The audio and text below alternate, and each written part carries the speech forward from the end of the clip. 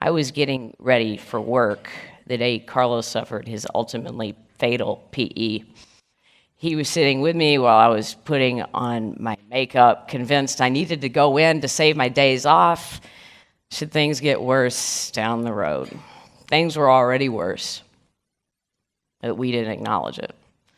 Perhaps we didn't really even know.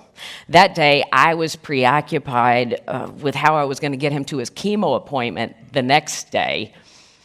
We never paused to consider whether those 4 hours in an infusion room were the best use of our time. I spent the day of that chemo appointment I was concerned about at a funeral home conference table, numbed by the events of the prior 24 hours. Carlos was a great man. His death was not. His death from colon cancer drove my decision to enter end-of-life education and started Life Matters Media with his oncologist, Dr. Mary Mulcahy.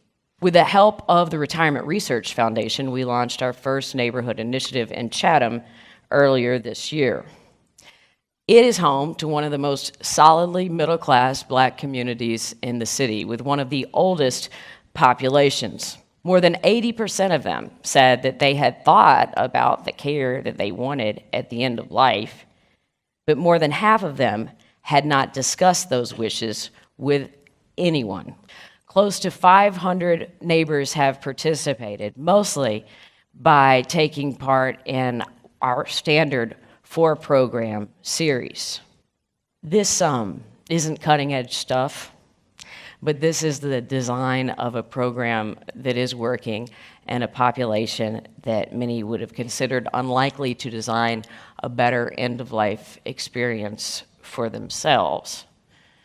This isn't a life that I would have designed or expected for myself either, and Carlos certainly wouldn't have expected it for me, but I think that he would be really happy that my life is in some way connected to trying to fortify an often vulnerable time for a vulnerable population of seniors.